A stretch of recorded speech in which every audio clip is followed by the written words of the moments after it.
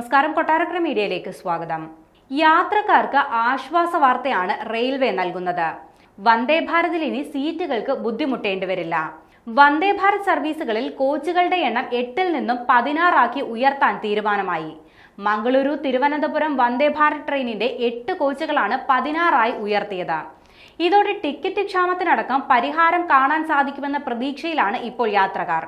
ആലപ്പുഴ റൂട്ടിലെ വന്ദേ ഭാരത് യാത്രക്കാരുടെ സ്ഥിരം പരാതിയായിരുന്നു ട്രെയിനിൽ സീറ്റില്ല എന്നത്.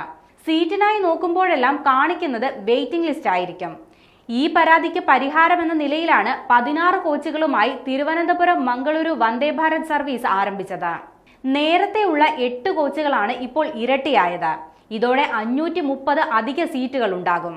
ഇതോടെ ആകെ സീറ്റുകളുടെ എണ്ണം 1128 ആയി. എക്സിക്യൂട്ടീവ് ചെയർ കാറുകളുടെ എണ്ണം 2 ഉയർന്നിട്ടുണ്ട്. നാഗർകോവിൽ ചെന്നൈ വന്ദേ ഭാരതിന് 20 കോച്ചുകളുള്ള ട്രെയിൻ ലഭിച്ചതാണ് മംഗളൂരു തിരുവനന്തപുരം വന്ദേ ഭാരതിന് ഗുണം ചെയ്തത്. അവിടെ നിന്നും പിൻവലിച്ച 16 കോച്ച് ട്രെയിനാണ് പാലക്കാട് ഡിവിഷന് ലഭിച്ചത്. അടുത്തിടെ കോട്ടയം വഴിയുള്ള തിരുവനന്തപുരം കാസർഗോഡ് വന്ദേ ഭാരതിന്റെ കോച്ചുകൾ 20 കൂട്ടിയിരുന്നു.